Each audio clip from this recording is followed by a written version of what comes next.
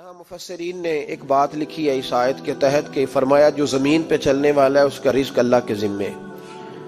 فرماتے ہیں کہ یہ اللہ نے ہماری عقل کے مطابق ہم سے بات کی ہے، ورنہ آسمانوں میں جتنی مخلوق ہے رزق اس کا بھی اللہ کے ذمے ہی ہے۔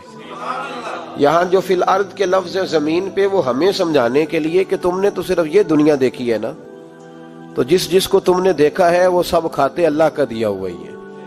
تو جو ہم نے دیکھا تھا رب کریم نے اس کے مطابق ہمیں سمجھا دیا۔ فرمایا کچھ تو تم نے دیکھے ہی نہیں، چلو ان کی تم سے بات نہیں کرتے، پر جو تم نے دیکھے ہیں ان سب کا رزق کس کے ذمے ہے؟ اللہ کے۔ میرے محبوب کریم علیہ الصلوۃ والسلام نے فرمایا اللہ پہ بھروسہ رکھ کے سویرے نکل جانا رزق کی تلاش میں۔ کس پہ بھروسہ رکھنا ہے؟ نکلنا تمہارے ذمے ہے، یہ نہ کہنا کہ گھر بیٹھوں گا تو یہیں آئے گا، نکلنا تمہاری ذمہ داری ہے، جتنی ذمہ داری ہے وہ پوری کرنا۔ اللہ پہ بھروسہ کر کے نکل جانا تمہاری ذمہ داری ہے، رب کا ذمہ ہے تمہیں رزق دینا، وہ ضرور تمہیں رزق پہنچائے گا۔ یا رسول اللہ صلی اللہ علیہ وسلم کس طرح پہنچے گا؟ تو ذرا حضور کے لفظوں کا حسن بھی دیکھیے۔ نبی پاک صلی اللہ علیہ وسلم نے فرمایا جس طرح موت تمہیں ڈھونڈ لیتی ہے نا کہ تم کہاں موجود ہو، جب وقت آتا ہے تو انسان پاکستان میں ہو تب بھی آ جاتا ہے، جدہ میں ہو تب بھی آ جاتا ہے، مکہ میں ہو یا مدینہ طیبہ میں وقت پھر بھی آ جاتا ہے۔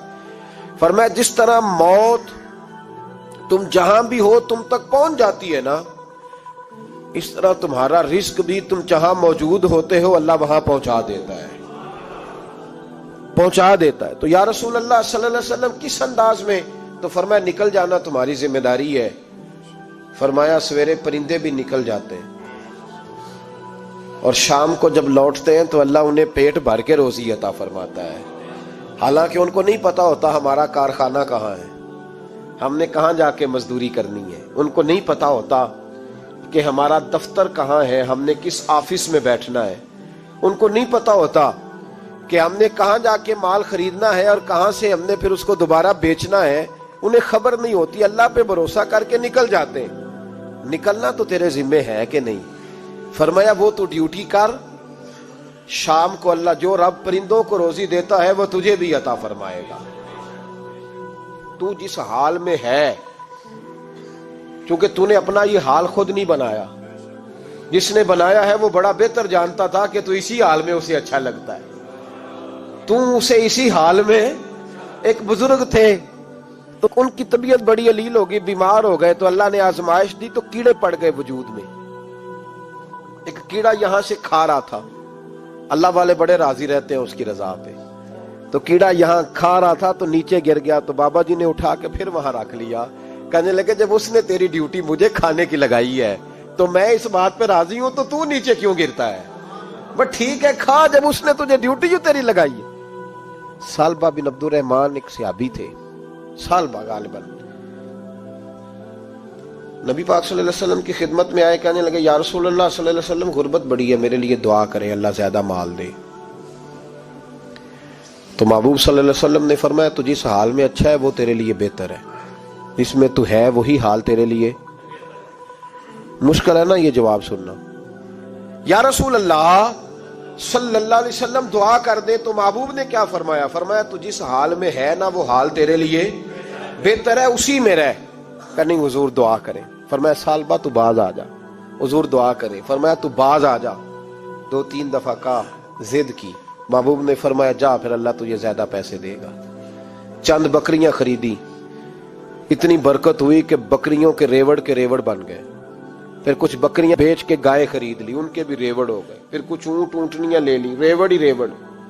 پہلے 5 وقت مسجد میں آتے تھے، اب فجر اور عشاء رہ گئی۔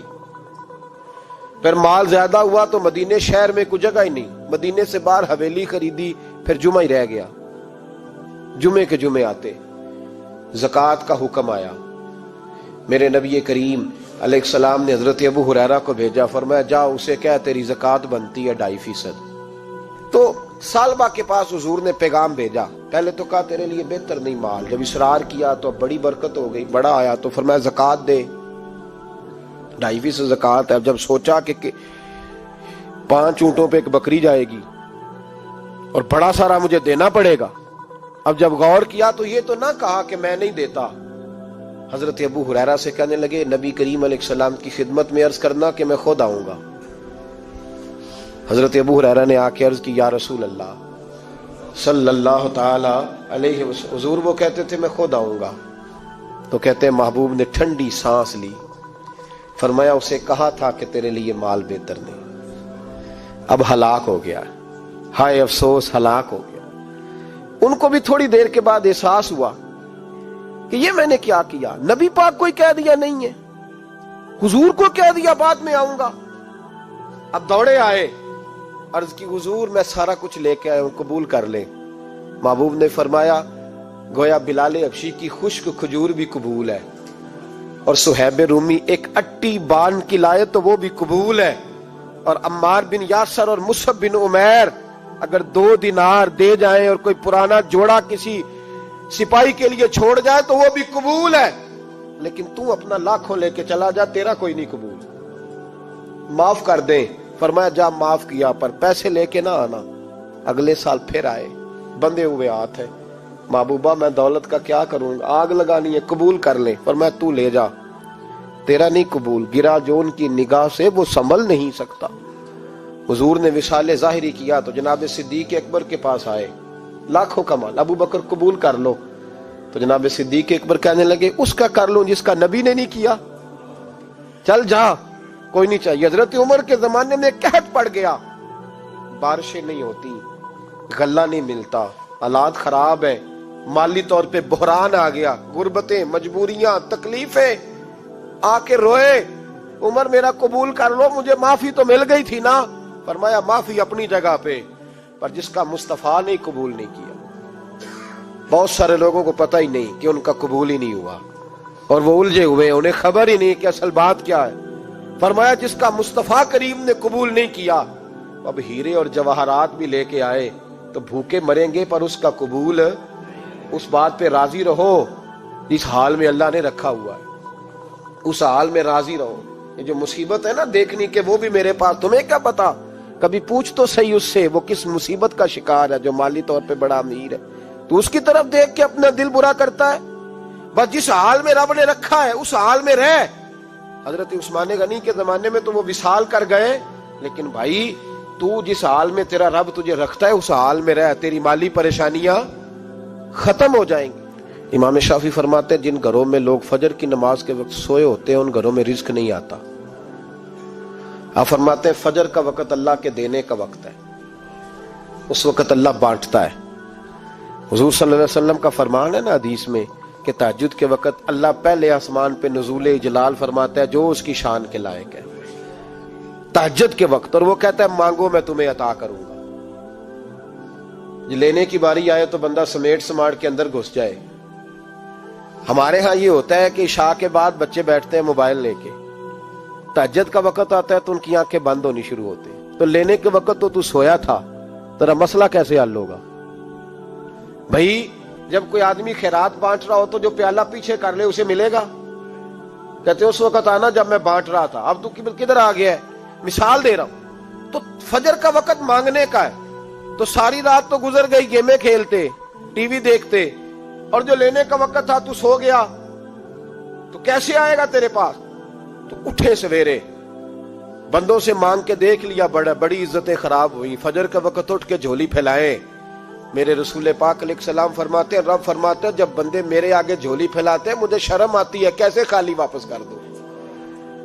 تو اس کے سامنے جھولی پھیلائیں سویرے اٹھ کے، رزق میں برکت ہوگی۔ اور پھر ایک اور بات، 5ویں بات، رزق میں تنگی اس وقت ہوتی ہے جب ہم مال غلط جگہ پہ خرچ کرتے ہیں۔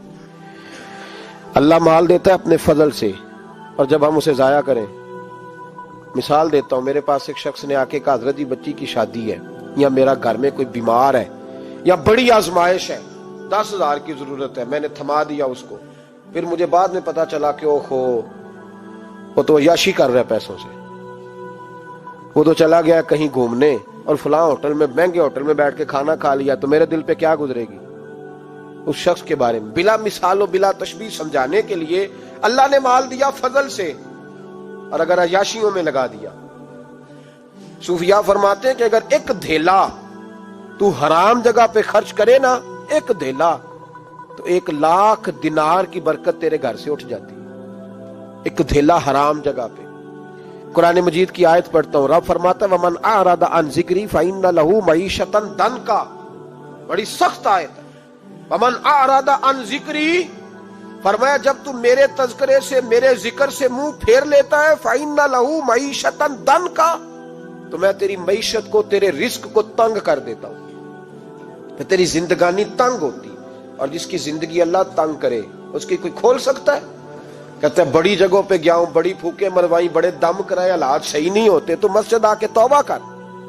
وہ کہہ رہا فَإِنَّ لَهُ مَعِيشَةً ضَنْكًا، اعلان ہے قرآن پاک کا کہ جب تو میرے ذکر سے منہ پھیرے گا، روٹی میری کھائے اور پیسے لے کے عیاشی کرے، مسجد آئی نہ۔